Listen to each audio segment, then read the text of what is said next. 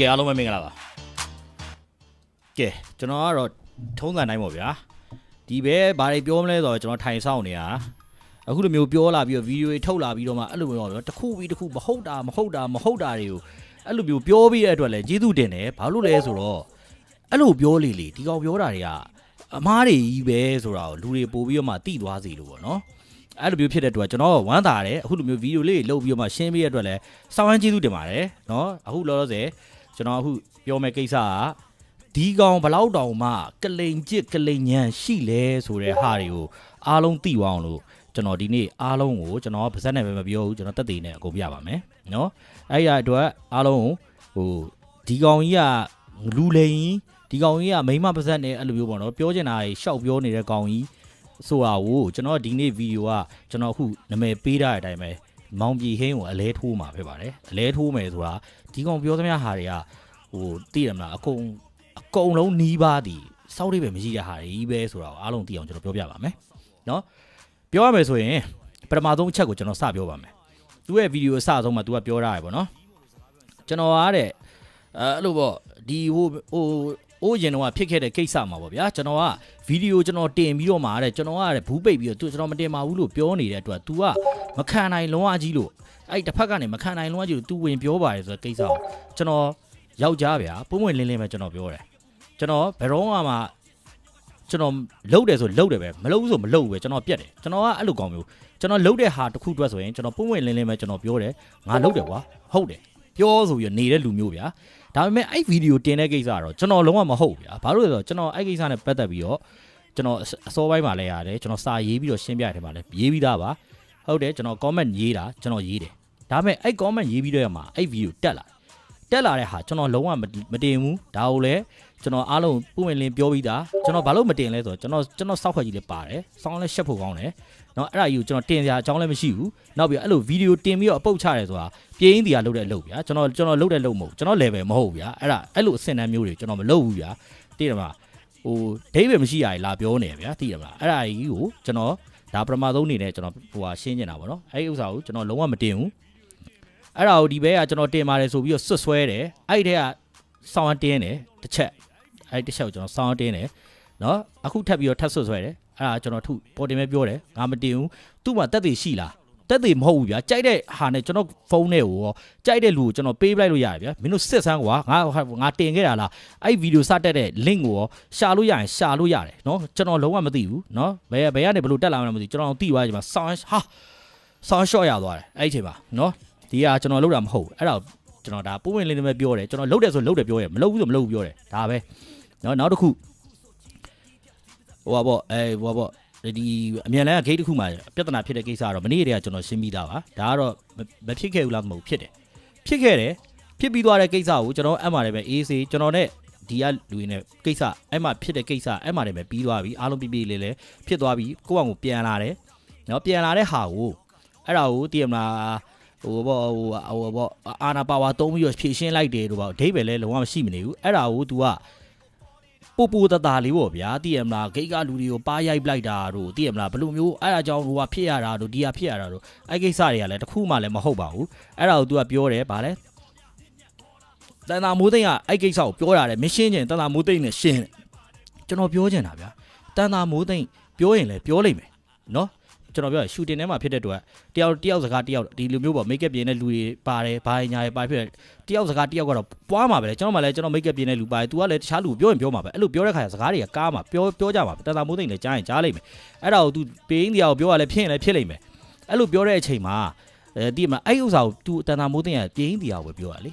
ဒါပေမဲ့ဒီကောင်ကအဲ့ဒါကိုသိရမလားလူသိရှင်ကြား तू ကဟိုသိရမလားပူတတာလေးသိရမလားဒီကောင်ကိုမုန်းပါသေးဒီကောင်ကိုမကောင်းတဲ့စိတ်ဆိုတဲ့အဲ့လိုမျိုး intention နဲ့ပြောပြီးတော့မှဖြန့်တာသူလေမင်းပြောခဲ့တဲ့ကိစ္စကိုဘာဆိုင်လို့တန်တာမိုးသိန်းကိုဆွဲထည့်နေတာတော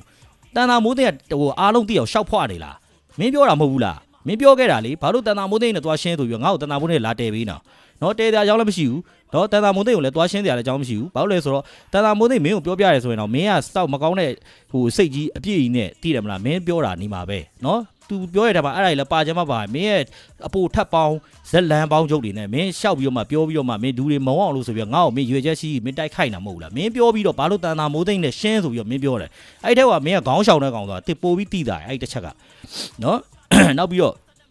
ဒီဟိုပေါ့မြင်းမြက်စီက350မီးယူသွားတယ်ဆိုတဲ့ကိစ္စကိုလည်း तू ရှင်းထားပါတယ်ဘောဒီတူမာတဲ့ဟိုပါလို့ပေါ့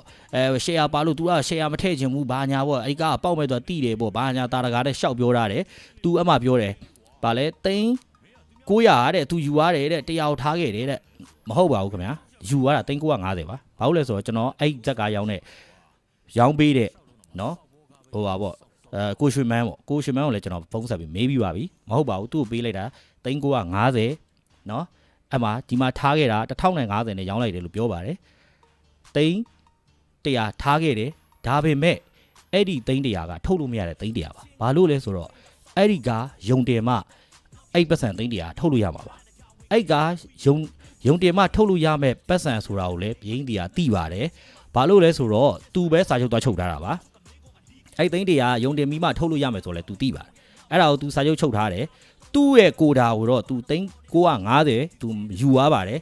်ယူသွားပြီးတော့ဒီကားယုံတယ်မှဒီပေါ့ကြံတဲ့ဒီအမှုပညာရှင်တွေရမယ်ပတ်စံဆိုတာကို तू သိရသားနဲ့ तू ဟိုရောက်တော့ तू ကဒီမှာလဲဘာနိုင်ငံရေးမှာပါခဲ့တဲ့ကောင်လည်းမဟုတ်ပဲဟိုရောက်တော့မှ तू ကစောင့်ရိုင်းနိုင်ငံရေးတက်ကြွသူပုံတိုင်းဖမ်းပြီးတော့မှလှုပ်ထလိုက်တော့ဒီမှာ तू ကားတွေယုံတင်လို့မရတော့ဒါတွေလည်း तू ကုန်သိပါတယ် तू နဲ့ရိုက်ထားတဲ့တိုက်ပေါင်းများစွာလည်းရှိပါသေးတယ်သူကားတွေသူဇလန်တွဲတွေပါလေရှိပါသေးတယ်နန်းစုလိုရိုက်ထားတဲ့ဇလန်တွဲတွေပါလေဆိုတော့အကုန်လုံးကငွေကြေးကုန်ကြခံပြီးလှုပ်ထားပါသူသာတကယ်ဒီလူတွေမျက်နှာကိုကြည့်ခဲ့တယ်ဆိုရင်သူသာတကယ်အဲ့လိုမျိုးစောင်းရမ်းစိတ်တဲ့ပြင်းပြတဲ့ဘိန်းတွေဖြစ်ရဆိုဒီမာတွေက तू ပြောမပြောဘူးဘာလို့လဲ तू ပတ်စံတွေ तू ရကြရှိသေးတယ် तू ပတ်စံတွေ तू ယူသွားပြီးချန်တဲ့ကောင်တွေတော့ဖြစ်ချင်တာဖြစ်ကွာငါစောက်မှုစာယူဆိုတဲ့ပုံစံမျိုးနဲ့အကုန်လောက်သွားတာเนาะအဲ့ဒါကိုလေ तू ကဟိုပေါ့ तू ပြောတယ်ကျွန်တော်ဗါ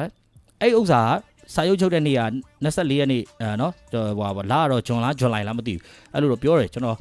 အခုပြန်ကြည့်ပြန်နားထောင်ကြည့်လိုက်ရင်တော့သိတယ်ဗျာခဏထားလိုက်ပါအဲ့24ရက်နေ့မှာ तू ယူသွားတယ် तू အဲ့ယူပြီးတော့တဲ့နှစ်ပတ်နေတော့ तू အမေရိကဖြောက်သွားတယ်အဲ့သူဗီဒီယိုမှာ तू ပြောတာပါ तू ရဲ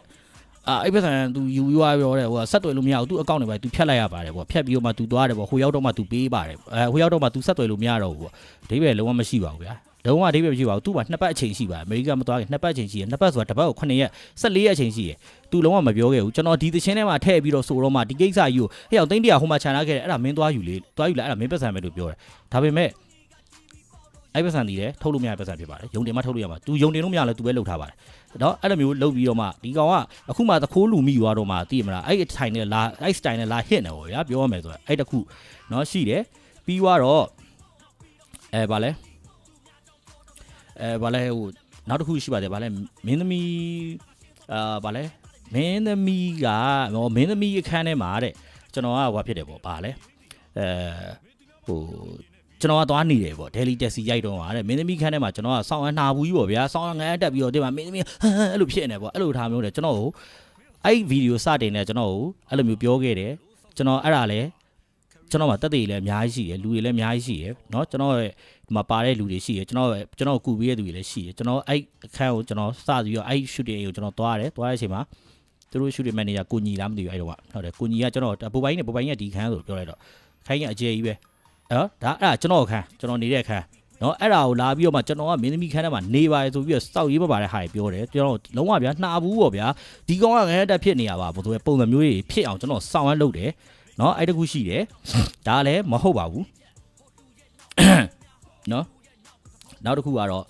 အခုတော်တော်များများပြောနေကြတယ်ပေါ့နော်ပကံမှာဘာဖြစ်တယ်ညာဖြစ်တယ်ပေါ့ပကံမှာနန်းစုဟိုဘာလဲအဲ့လိုမျိုးပေါ့ပါလဲဓမ္မတာလာနေလို့ကျွန်တော်ကဒေါသထွက်ပြီးပြန်သွားပါတယ်ဆိုတဲ့ကိစ္စကြီးကတော့ဗျာ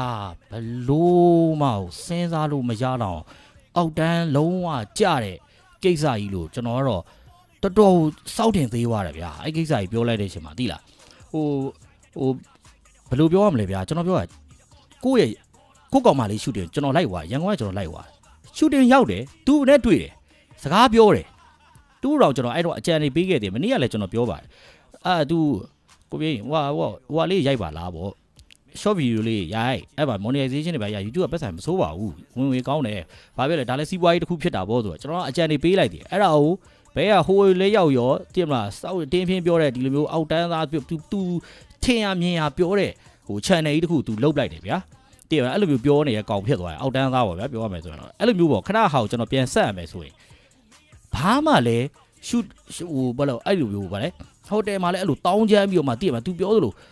ဒီဟိုပါပေါ့ဟိုဓမ္မတာလာနေလို့ကျွန်တော်ကဟိုပါပေါ့ကာမတွေမရလို့စောင်းရန်ဒေါသဖြစ်ပြီးထွက်သွားတယ်ရန်ဖြစ်ပြီးထွက်သွားတယ်ရန်လည်းမဖြစ်ဘူးဒေါသလည်းမထွက်ဘူးကျွန်တော်အဲ့တုန်းကကျွန်တော်သာရန်ဖြစ်လိုက်ပြီးတော့ထွက်လာရလူဆိုအဲ့တုန်းကကျွန်တော်အပြင်ထွက်တော့ကျွန်တော်ပြန်တော့ကျွန်တော်အဲ့တုန်းက vape တောက်တယ်ကျွန်တော် vape ကကုံသွားပြီကုံသွားတော့အဲ့တုန်းကကျွန်တော်ကဟိုကိုမြတ်ကလည်းအဲ့တုန်းက तू က vape တောက်တယ်ဗျာ vape တောက်တော့အဲ့ဒါသူ့စီမှာရှိသေးလားလို့သူ့ရဲ့ manager တော့ကျွန်တော်မေးလိုက်တယ်ကိုဟင်းကိုမေးလိုက်တယ်ကိုဟင်းကအဲ့ဇလိုက်ကိုမေးပေးပဲတဲ့ကျွန်တော်ပြန်ထွက်တော့သူနဲ့တွေ့တယ်အပေါင်းဝမှာတွေ့တယ်ဟွာတဲ့ဇလိုက် ကမရှိတော့ဟွာ vape ကကုံသွားပြီတဲ့မရှိတော့ဘူးတဲ့ဟိုပိုင်းကြီးဆိုโอเคရရကိုတို့အေးဆေးပဲလို့ရဆိုထွက်သွားတယ်ကျွန်တော်ထွက်သွားတဲ့အချိန်က12နာရီဗျာပကန်းကနေရန်ကုန်12နာရီညနေလေပကန်းနေ့လေ12နာရီမှထွက်တယ်ဆိုကျွန်တော်ရန်ကုန်မောင်းလို့ကျွန်တော်အဝေးမောင်းမှာအဲ့အတွက်ကျွန်တော်ဟိုတယ်ဝင်းနဲ့ထွက်သွားလေအေးဆေးပဲကျွန်တော်လမ်းပေါ်ရောက်တော့မှဘူးဆိုရကျွန်တော်အချိန်တင်းမောင်းသွားဒါဟိုပဲကျွန်တော်ကဆောင်းရအုံတိုင်းကြီးမောင်းသွားတယ်တို့ကားတွေကိုကန်ကြောက်သွားတယ်ဆိုတာပါသေးတယ်သိရမလားအဲ့ဒါဟိုတဲ့အဲ့နေ့မှတဲ့ဟိုဟာပေါ့ပြန်သွားတော့တဲ့နန်းစုကမှုမကောင်းဘူးတဲ့ဘာဖြစ်လို့ तू လိုက်စုံစမ်းနေတဲ့လိုက်စုံစမ်းတဲ့အထိကတော့ကျွန်တော်လက်ခံပါတယ်ဟုတ်ပါတယ်ဒါတော့ဟိုပေါ့နော် shooting မှာ director တယောက်အနေနဲ့ဒီဟိုပါပေါ့မင်းသမီးတို့ actor တို့ဒါတွေဟိုပေါ့နော်ဟိုဖြစ်တဲ့ခါကျရင်တော့စိတ်မှုမကောင်းတဲ့ခါကျဘာဖြစ်နေလဲဒါမျိုးတော့စုံစမ်းတာဆက်စုတာတော့တဘာဝပါပဲဒါမျိုးတွေရှိတတ်ပါတယ်ဒါပေမဲ့ဗျာအဲ့ဒါတဲ့ဟိုမင်းသမီးတယောက်ယာတီလာတဲ့ကိစ္စကြီးကအထိလိုက်ဆက်စုပြီးတော့မှတိမှာဟာ तू ကယာတီလာနေလို့ဟိုကောင်က तू နဲ့မအိတ်သွားလို့အဲ့လိုမျိုးဖြစ်လို့ဒေါသဖြစ်ပြီးတော့ပြန်သွားတယ်လို့ပြောတဲ့ပါဇက်ကြီးကတော့ဗျာစောက်ပေါ်က logic ကြီးဗျာစောက်ရန်ပေါ်တဲ့ logic ကြီးနဲ့သူ့ဘာသူဇလန်းတွေရေးပြီးထွင်နေဗျာသိရမလားဟိုအဲ့ကကျွန်တော်မသိလို့မေးပြဆိုအဲ့မင်းသမီးတယောက်ဒီလိုပေါ့နော်ဓမ္မတာလာနေတယ်ဆိုတဲ့ကိစ္စကိုယောက်ျားကြီးတံမဲနဲ့လိုက်ပြီးတော့မှဆက်စုနေအောင်ဘာလဲအမိုက်ဘုံနဲ့တော့ကောင်လိုက်နိုင်နေရလားကျွန်တော်ပြောချင်တာအဲ့လိုမျိုးလားအမိုက်ဘုံနဲ့လိုက်နိုင်ပေါ့ဟောရောက်မင်းသမီးကယာတီလာနေကွာဆို तू ကတိသွားလားတေချာတခုတော့ဘယ်မိန်းမမှတော့မပြောဘူးဗျာအဲ့ကိစ္စကြီးကိုသိရမလားအဲ့လိုဟာကြီးကိုထဲ့ပြောတယ်ဆိုတဲ့ဟိုကဒီကောင်းရဲ့ level ကြီးอ่ะဗျာပြောမနေနဲ့တော့ဗျာလုံးဝစောင်းရအောက်တန်းကြတဲ့ကောင်ကြီးဖြစ်သွားပြီဗျာနောက်တစ်ခုကဘာလဲဆိုတော့အရန်ရေးကြီးတဲ့ဂျိုကာနဲ့ကိစ္စကိုကျွန်တော်ရှင်းပါမယ်နော်ဂျိုကာဆိုတာကိုရဲလေးရဲ့ညီကျွန်တော်နဲ့ဆိုရင်လေ GDC မှာ first year ရတဲ့တူတူတက်လာတာဒါကိုဒီကောင်ကမသိဘူးဂျိုကာနဲ့ကျွန်တော်ရန်လာတိုက်ပေးတယ်ဂျိုကာလက်ကုပ်ပြီးပြောရတယ်တော့ပါတော့အဲ့ကိစ္စကကျွန်တော်အတိလင်းကျွန်တော်ရှင်းမယ်နော်ကျွန်တော်ဂျိုကြီးကိုလည်းပြောရတယ်ဖုန်းဆက်ပြီးလက်မေးတယ်အဲ့ဒါဟိအောင်သားကြီးငါဒီကိစ္စကိုလို့ရှင်းရမယ်နော်ဒီကိစ္စတော့ငါဒီလိုရှင်းရမယ်ဒီလိုပြောရတဲ့အတွက်ငါမင်းနဲ့ငါဖုန်းပြောတဲ့ဟာလေးကို record လုပ်ထားမယ်နော်ဆိုတဲ့ဟာလည်းပြောပြီးတော့မှကျွန်တော်ဒီမှာဗီဒီယိုအတန်ဖိုင်နဲ့တကွကျွန်တော်ပြပါမယ်ဟုတ်လားမဟုတ်လားဆိုတော့အားလုံးသိချာနားထောင်ပေးပါဒီကောင်ဒီစကားကိုပြောခဲ့တာဂျိုကြီးကသူ့လက်ကုပ်ပြီးတော့မှဟာဒီကောင်ဖေကဟိုဘက်ကနော်အာမီဘက်ကလူအဲ့လိုသွားမလုံနဲ့ဆိုပြောခဲ့တယ်နော်ဒီကောင်ပါဇက်ကပြောခဲ့တာနော်ဟုတ်လားမဟုတ်လားဆိုတော့အားလုံးကျွန်တော်တက်တည်ပြမယ်ဒီမှာနားထောင်ကြည့်ပါဗီဒီယိုတစ်ခုတင်လာလို့ကွာသိတာအဲ့ဒါအဲ့တော့အဲ့တော့ရောက်သူတို့နဲ့ငါတို့နဲ့အဲ့သူနဲ့ငါရဲ့မင်းရဲ့သူ့ရဲ့ထိုင်ပြီးတော့အဲ့တော့ဘယ်တော့နိုင်ငံရေးကြောင်းငါတို့ပြောလို့တခါမှလည်းမပြောပဲငါတို့ကတဲ့အေးအမှငါ့ကိုဒီကောင်ဗီဒီယိုအခုငါ့ကိုလည်းနာမည်ထဲမှာတောင်းပန်ထားတယ်ဆိုတော့ငါအခုမှနားတော့တိုက်တော့ငါအခုမှအဲ့သူတင်လာတဲ့ဟောင်းငါအခုကြည့်နေတာကြည့်နေတယ်အနောက်ပိုင်းမှာပြောတာရောက်မှလည်းငါမအားဘူးအဲ့လိုဖြစ်နေတာအေးအဲ့ဒါဟိုအဲ့ဒါနောက်ပိုင်းမှာပြောတာကွာငါတို့အားတဲ့အဲ့မှာတဲ့မင်းရဲ့ငါရဲ့တဲ့သူရဲ့စကားထိုင်ပြောတယ်တဲ့အဲ့မှာ PDF လူငယ်တွေတဲ့သူကတဲ့တေဝါတနာပိုင်လို့ပြောအဲ့ဒါကိုငါထပြောတယ်တဲ့ရာတဲ့ကိုမြေကြီးနဲ့အဲ့ကောင်တွေတေးတာတဲ့စောက်ယူဆိုင်နေပညာမတတ်တဲ့ကောင်တွေစောက်တော်သားတွေတဲ့ကျွန်တော်တို့က GDC ကျောင်းစိတ်တွေပြားတဲ့ပညာတတ်တယ်တဲ့စာတတ်တယ်တဲ့ဒီကောင်တွေခံရတာဘာမှတနာစရာမရှိဘူးအဲ့လိုစကားမျိုးငါတို့ဘယ်တော့မှပြောလဲငါအဲ့တော့ကျောင်းသားမော်တော့ငါးလိုက်ညာတော့ပြီးနေတာအေးမင်းလည်းသိတယ်ငါလည်းဒီဘဲနဲ့စကားတစ်ခွန်းမှလည်းမပြောဘူးကွာငါဘက်ကအေးစေးနေရဲ့လူကွာအဲ့ကျော်တော်မော်တော်တော့ဒီငါတို့ပုံပါတော့လည်းဘာကိုယ်ဝိုင်ကိုအဆောင်ငါတို့ပဲပြင်နေရပဲအေးကျော်တော်မော်တော်မဟုတ်ငါတို့ Delhi taxi ရိုက်တော့ဟာတဲ့အဲ့လိုပြောတယ်တဲ့ဟဲ့အောင်ကိုအောင်တိုးသေးတယ်ရအောင်မှာဘယ်လိုလုပ်ပြောချင်ရမှာလဲအေးမင်းနဲ့ငါနဲ့တော့စုံတဲ့ခါမရှိဘူးကွာပြောရမယ်ဆိုရင်မရှိဘူးလေငါတို့တော့နောက်ဆုံးကန်းစုံပြီးတော့ခွေလာထနေတယ်အေးအဲ့တော့ငါတို့ပြောနေတယ်အေးလေအဲ့တော့ကွာအဲ့လိုပြောနေတယ်အဲ့တော့အဲ့ဒါဟုတ်တယ်ငါပြောအဲ့ဒါဟုတ်တယ်အမှားတယ်မင်းရတယ်သူ့ကိုလည်းကုတ်ပြီးပြောရတယ်တဲ့ကိုပြင်းနဲ့လာအောင်လို့ခေါ်သွားပြီးတော့ပြောတယ်တဲ့ဒီကောင်းဖေရတယ်စစ်တပ်ထဲရကောင်တဲ့စစ်တပ်ထဲရတယ်ဒီကောင်းကစောင်းရမ်းလွဲတယ်ကွာသိလားအဲ့ဘဲရလေငါတော့လွဲဆိုတာအဲ့လိုဒီကကိုပြင်းနဲ့လည်းအဲ့လိုမရှိခဲ့ပါဘူးကွာငါဆိုလို့ရှိရင် brother လေးပဲသွားခဲ့ပြီငါဒါနဲ့ငါဒီဘဲကဝါရောက်ဒီဘဲစောက်ယူသလားစောက်ယူကဘာလဲဆိုတော့လေငါပြောချင်တာမင်းနဲ့ငါနဲ့ကဟို GDC တွေကဟိုတိလာတယ်ဆိုတော့ဒီကောင်မသိဘူးရန်လာတိုက်တယ်တိလားဘဲက ဒီဘာမှလည်းမစားငါတို့ဒီလိုချင်ငါလိုက်ပါတယ်တော့ငါပြေးနေတယ်လက်ပန်းနဲ့ပြီးတော့မင်းဒါကွာဆောင်းလို့ပြီးငါဘယ်သူနဲ့မှလည်းစကားမပြောတာတော့ကားထဲမှာမင်းငါမဟုတ်ငါမင်းကြောင်းလည်းငါသိတယ်ငါအဲ့ဒါကိုသိတယ်ဒီဘက်ကအခုကသိရမလားမရဘူးဒီစောက်စောက်ပြောတာသိရမလားစောက်ရင်မပါတာရမ်းနေပြီးတယ်နဲ့အကုန်လုံး respect ရမင်းနောက်ကောင်းလားဟုတ်တယ်ဒါငါဖုန်းအဲ့လိုမျိုးပြောတာရအောင်ငါမပြောတော့မှဂျိုကာသူပြီးကိုလည်းတောင်းမှလားငါဆိုကြည့်ရတော့မှာဘောလို့ဘာလားဘောငါလည်းအချက်ဥပကောက်ကြည့်နေတာမနေ့ကရုပ်ရုပ်နေပြီးတော့ဒီစောက်လည်းပဲရအောင်ကြီးအဲ့ပြောတယ်အားတယ်ငါအဲ့လိုတေးသေးတယ်ဘာဖြစ်လဲတဲ့ဟာဘာတွေလဲတခုမှလည်းမပြောဘူးသူနဲ့ပတ်သက်ပြီးတော့အဲ့လိုငါကြည့်ရတော့မယ်ငါအပိုင်းမလာသေးလို့ငါအခုကြည့်နေတာအခုရှေ့ပိုင်းပဲရှိသေးတယ်စားတယ်အဲ့ဒါပြေးတာအဲ့ဒါမဟုတ်ငါအခုဒီကိစ္စကိုငါအခုအဲ့ကောင်ရှင်းရတော့မှသိရမှာမရှင်းတော့မရတော့ဒီဘက်ကမဟုတ်လိုက်လျှောက်ပြောတာကွာအဲ့တော့ကွာတိုက်ဂျိုးချုပ်ကငါဒီဟာလေးတော့ငါဟိုဟာလေး record လေးလုပ်ထားလိုက်မယ်သိလားဘာလို့လဲငါရှင်းတဲ့ခါကျနော်ဘာမင်းငါနဲ့ပြောကြမလို့ငါဒီလောကထဲမှာဘလို့နေလဲဆိုတာအကုန်လုံးသိတယ်။ဒါသိတယ်မင်းကြောင်းလည်းငါသိငါတို့ကအခုစောက်ချောင်းနဲ့ GDC နဲ့မင်းလည်း GDC နဲ့နော်အားလုံးတူတက်လာကုန်တယ်တခါမှလည်းအဲ့စကားလည်းမပြောဘူးအဲ့လိုနိုင်ငံရေး topic တွေလည်းဘယ်တော့မှမပြောဘူးကွာ။ဖြစ်တာငါအေးသေးပဲဘယ်သူနဲ့မှယနေ့တည်းငါအဲ့ကြောင့် random ဖြစ်နေတော့မလုပ်မရသေးဘူးအကုန်လုံးနဲ့။ Okay ကြာလုံးပြကြလုံး Okay ကဲအဲ့အတန်ဖိုင်ကိုနားထောင်လိုက်ရတယ်ဆိုရင်တော့အားလုံးလည်းရှင်းမယ်လို့ထင်ပါတယ်ဒီကောင်ပြောတဲ့ဟာတွေကဟုတ်လားမဟုတ်လားဆိုတာเนาะအရှိမလည်းဒီကောင်ပြောခဲ့တဲ့ဟာတွေဟုတ်လားမဟုတ်လားဆိုတာအားလုံးကိုကျွန်တော်ကတက်တည်နဲ့တကွာပြတာเนาะဒီလိုမျိုးရှိတယ်ဒီကောင်ဒီအဲ့လိုမျိုးမဟုတ်ကတွေရှောက်ပြီးတော့မှအဲ့လိုပြောပြီးတော့မှသိရမလား तू မှန်တယ်လို့ငါစကားနွားရပြောတတ်တဲ့အောက်တန်းစားကောင်ဆိုတာအားလုံးကျွန်တော်တက်တည်ပြတာပါเนาะဒီကောင်ရဲ့စောက်ကျင်ကအဲ့လိုမျိုးပါပြီးတော့သူခဏနော်ကျွန်တော်ပြောရတဲ့ဟိုရုပ်ရှင်ကားနဲ့ပတ်သက်ပြီးတော့မှဟိုဖြစ်တယ်ဆိုရဲဟာကြီးလေဒီမှာကျွန်တော်မှအတန်ဖိုင်ရှိရဒီမှာဘာလဲကိုစီကနေပြီးတော့ကျန်ရတဲ့ပတ်စံကတမ္ပါဆန်ဆိုတော့အဲ့အနေတော့ဗိုင်မင်းကကိုစီကနေမလာထုတ်လို့ရတာပေါ့အဲ့ဒါကလည်းကိုရုံလည်းမတင်ရဘူးဆိုတော့ကိုလည်းထုတ်ပေးဖို့ခက်တယ်လေရှင်ရွှေရကြတာတွေ့ရနော်ကြားရနော်ရုံလည်းမတင်ရဘူးဆိုတဲ့အတွက်သူတို့ကထုတ်ပေးလို့ခက်တယ်အဲ့ရုံတင်လို့မရအောင်လဲသူပဲလုပ်ခဲ့တာနော်အဲ့လိုမျိုးဒီကောင်ဒီပြောရမယ်ဆိုရင်ဒီကောင် dark side ကစောက်ရမ်းကြီးတယ်ဗျာဘလို့ dark side ကြီးလဲဆိုမိန်းမတယောက်ယာတီလာတော့လဲတကောင်ဆက်စုတယ်နော်ပြီးွားရင် तू ပြောရပါပဲမင်းသမီးတယောက်တဲ့ဟို तू ဒီနေ့တင်တဲ့ဗီဒီယိုမှာမင်းသမီးတယောက်သူ့ခန်းထဲဝင်လာတယ် night dress နဲ့လာတယ်ဘောလီတော့မပါဘူးဆိုဘာလဲဘောလီမပါတဲ့ကိစ္စကိုမင်းလိုက်ကြည့်နော်မင်းသူ့ရဲ့ nipple ကိုမင်းသွားချောင်းနေလို့မလားဒီကောင်ဒီစောက်ရမ်း dark side ကြီးပြီးတော့စောက်ရမ်းတည်ရမလားတကယ်ဟိုမှဗျာပြီးတော့ perfect ကြီးဗျာစောက်နှာဘူးကြီးဗျာပြောရမယ်ဆိုရင်တော့အဲ့လိုဟာကို तू ပဲလိုက်တွေးနေပြီးတော့ကျွန်တော်ကိုအဲ့လိုမျိုးဂုံပုတ်ကိုလာပေးခြင်းတယ်ဗျာ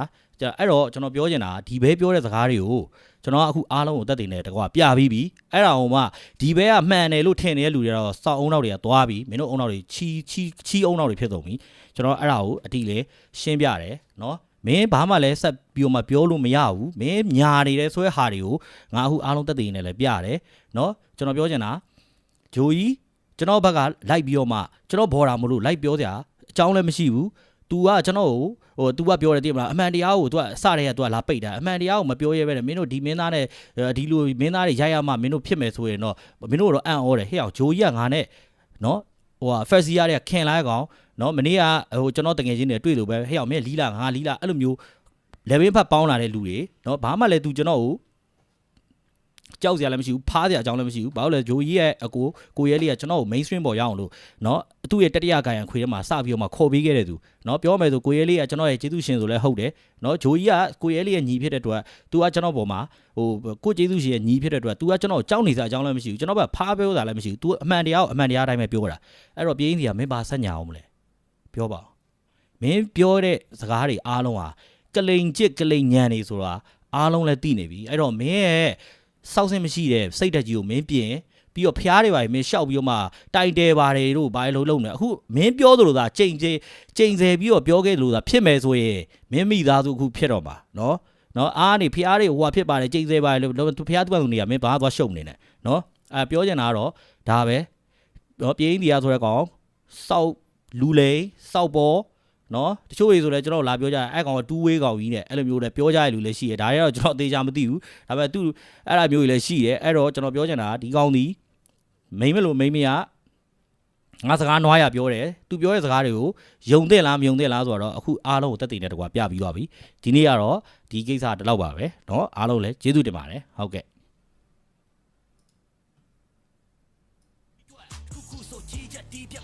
များတဲ့မိန်းမတွေကြီးမဲ့အသက်ကြီးမှတိခတ်မင်းတို့က distract နားမထောင်သေးခင်မစိုးချုပ်ကမင်းကောင်ကဒီဖြက်ဟိုလူရဲ့နောက်ကကဖုံးများဒီလူရဲ့နောက်ကကဖုံးများသူထားပြီးသုံးစားမရှာတော့မတော့ပါတော့မဖော်နေတဲ့ပုံဟာဒီချင်းနဲ့မင်းကောင်ကမောဟာမငင်းနဲ့မင်းဆိုတော့ဆုံးသမားမင်းဖို့ရဲ့ငန်းတဲ့ရောအိုအားခေါင်းပေါ်မမိုးထားဖင်ခါကကုန်းစားရုပ်ရှင်လောကတိုးတက်ဖို့အမုန်းခံကျွန်တော်ပြောနေတာဟောတယ်မရှိနေတုံးကြအဲ့ဒီတွေးတဲ့ကဖဲမဲ့ပြောလေကွာသူကြတော့မတော်